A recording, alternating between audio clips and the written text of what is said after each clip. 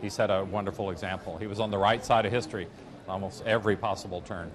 A final farewell as Middle Tennessee says goodbye to John Seigenthaler. The longtime Tennessean editor and civil rights champion was laid to rest today. His funeral attracted thousands of mourners from across the state and our nation. We have team coverage tonight, beginning with my colleague, Fox 17's Scott Couch.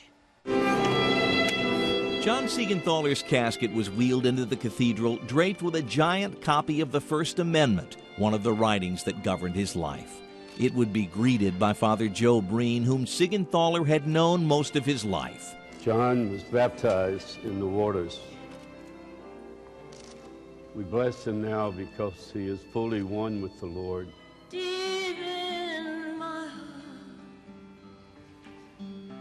I do believe. The service included a performance by Grammy winner Emmylou Harris, one of the many celebrities who called Seigenthaler friend. But it was his life's work, standing up for justice and giving voice to the voiceless, that filled this room.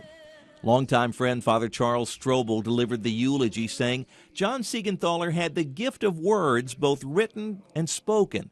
He says Seigenthaler lived the proposition that all men and women are created equal. We grieve not only because he shaped the life of a city and helped to bend history toward justice, but because he continued to evolve his work, to work this out as a way, all the way to the end. Those who knew and remember Seigenthaler best remember a man who hated traffic and was always running a few minutes late. His son says it was often because his dad was reading a great novel or writing an unforgettable letter. John Michael Seigenthaler read part of a letter he received from his father on his 50th birthday. We fear not the future, you and I. When my breath is gone, it will still be yours. Tomorrow is ours, because the past and the present has been and is.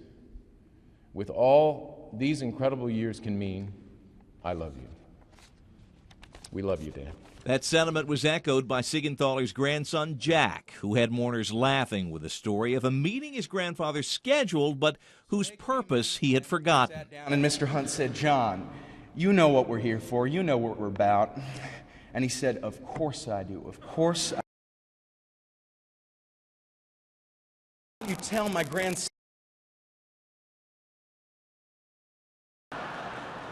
John Seigenthaler, celebrating a life well lived by one of the best friends Nashville ever had. Scott Couch, Fox 17 News.